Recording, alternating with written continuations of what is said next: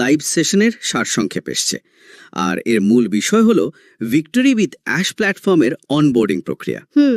এই অনবোর্ডিং শব্দটা আমরা তো প্রায়ই শুনছি, কিন্তু সোর্স অনুযায়ী এটা শুধু একটা টেকনিক্যাল শব্দ নয়, এর ভেতরে একটা দর্শন কাজ করছে। একদম। চলুন আজের গভীরে গিয়ে দেখি সাধারণ লগ ইন করার চেয়ে এটা ঠিক কতটা আলাদা। হ্যাঁ, বিষয়টা ঠিক তাই। কারণ এখানে অনবোর্ডিং শুধু একটা প্রক্রিয়া না, এটা আসলে ব্যবহারকারীদের মানসিকতা আর প্ল্যাটফর্মের যে নিজস্ব সংস্কৃতি সেটা তৈরির প্রথম ধাপ। আচ্ছা, সফলভাবে এই ধাপটা পার করতে না পারলে পরের যাত্রাটা কিন্তু কঠিন হয়ে যেতে পারে। আজকের আলোচনা থেকে আমরা বুঝব কেন এই প্রাথমিক প্রস্তুতিটা এত গুরুত্বপূর্ণ। তাহলে শুরুতেই আসা যাক, অনবোর্ডিং আসলে কি। সোর্সে বলা হচ্ছে এটা কোনো একবারের কাজ না, বরং একটা ধারাবাহিক প্রক্রিয়া। ঠিক। প্রি অনবোর্ডিং বা অ্যাকাউন্ট সেটআপ থেকে শুরু করে প্ল্যাটফর্মের সংস্কৃতি বোঝা আর তারপর ট্রেনিং, পুরোটাই এর অংশ। ব্যাপারটা কি শুধু নিয়মকানুন শেখানো? তার চেয়েও বেশি কিছু। এর মূল লক্ষ্য হল ব্যবহারকারী আর প্ল্যাটফর্মের মধ্যে একটা আস্থার সম্পর্ক তৈরি করা। আস্থার সম্পর্ক? হ্যাঁ, ধরুন আপনি একটা নতুন দেশে গেলেন, শুধু ম্যাপ হাতে ধরিয়ে দিলেই তো হবে না, তাই না? না, তা তো হবে না।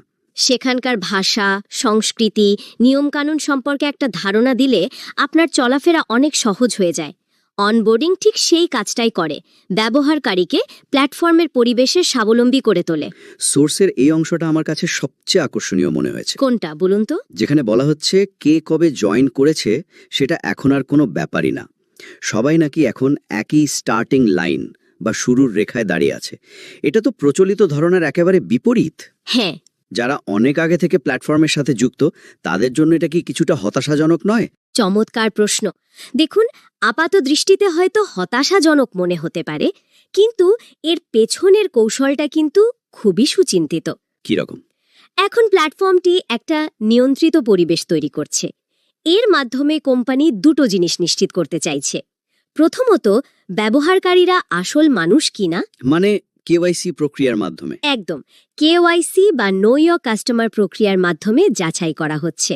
মানে প্ল্যাটফর্ম প্রত্যেক ব্যবহারকারীর পরিচয় নিশ্চিত করছে, যাতে কোনো ভুয়া অ্যাকাউন্ট সিস্টেমের ক্ষতি করতে না পারে। আচ্ছা। আর দ্বিতীয়ত, সবাই কোম্পানির কোড অফ কন্ডাক্ট বা আচরণ বিধি মেনে চলছে কিনা। ট্রেনিং শুরু হওয়ার আগে এই ভিত্তিটা তৈরি করা খুব জরুরি। এই যে নিয়ন্ত্রিত পরিবেশ আর নিয়মকানুনের কথা বলা হলো, এখান থেকেই তো স্বাভাবিকভাবে ব্যক্তিগত দায়িত্বের প্রশ্নটা চলে আসে। কারণ নিয়মগুলো তো শেষ পর্যন্ত ব্যবহারকারীদেরই মানতে হবে, তাই না? একদম। এখানে রেডফর্নের সেই বিখ্যাত উক্তিটি আসে, বেবি সিটিং এর দিন শেষ। সিইও অ্যাশ মুফারা প্ল্যাটফর্মটি উপহার হিসেবে দিলেও এটি ব্যবহার করার দায়িত্ব সম্পূর্ণ আমাদের। এখানে মজার ব্যাপার হল, প্ল্যাটফর্মের নিয়ন্ত্রিত পরিবেশ আর ব্যক্তিগত দায়িত্ব, এই দুটো ধারণা আসলে একই মুদ্রার এপিঠ-ওপিঠ। বাহ, এটা তো দারুণভাবে বললেন। ব্যবহারকারীকে স্বাধীনতা দেওয়ার আগে প্ল্যাটফর্ম নিশ্চিত করছে যে সেই স্বাধীনতার সঠিক ব্যবহার করার মতো মানসিকতা আর পরিবেশ দুটোই তৈরি হয়েছে। অনেকটা গাড়ি চালানো শেখার লাইসেন্স দেওয়ার আগে ট্রাফিক আইন শেখানোর মতো আর কি। তার মানে এখানে পরনির্ভরশীলতার কোনো সুযোগই রাখা হচ্ছে না।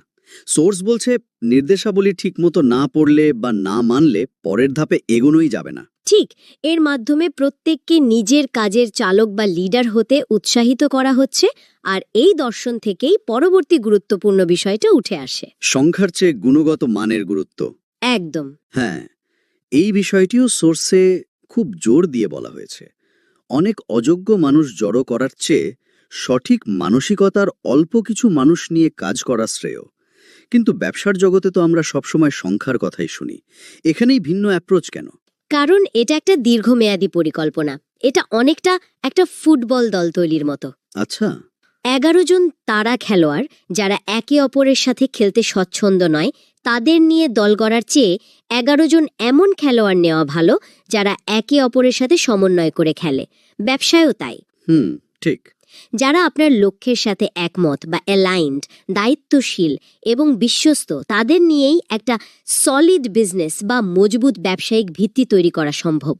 এই শক্ত ভিত্তি বলতে বোঝাচ্ছি এমন একটা ব্যবসা যা কেবল দ্রুত বৃদ্ধি পায় না, বরং দীর্ঘমেয়াদে স্থিতিশীল এবং নির্ভরযোগ্য থাকে। তাহলে আজকের আলোচনা থেকে মূল টেকঅ্যাওয়ে হলো, অনবোর্ডিং একটা গভীর প্রক্রিয়া যা প্ল্যাটফর্মের ভিত্তি তৈরি করে, তাড়াহুড়োর কিছু নেই, কারণ সবাই একই সুযোগ পাচ্ছে এবং চূড়ান্ত সাফল্য নির্ভর করছে ব্যক্তিগত দায়িত্ববোধের ওপর। হ্যাঁ, সোর্স অনুযায়ী এই যে ট্রেনিং আমরা বিনামূল্যে পাচ্ছি, এর মূল্য বাইরে হাজার হাজার ডলার। এটা সত্যি একটা বড় সুযোগ। অবশ্যই। আর আলোচনা শেষ করার আগে একটা বিষয় ভাবনার জন্য রেখে যেতে চাই। বলুন। সোর্সে বলা হয়েছে এটি সংখ্যার খেলা নয়, এটি সম্পর্কের খেলা। হুম। যদি তাই হয়, তাহলে শ্রোতাদের জন্য প্রশ্নটি হল, যদি কোনো ব্যবসার ভিত্তি সংখ্যা না হয়ে সম্পর্ক হয়, তবে সেই সম্পর্ক তৈরির প্রথম পদক্ষেপ অর্থাৎ এই অনবোর্ডিং প্রক্রিয়াটি কতটা নিখুঁত এবং যত্ন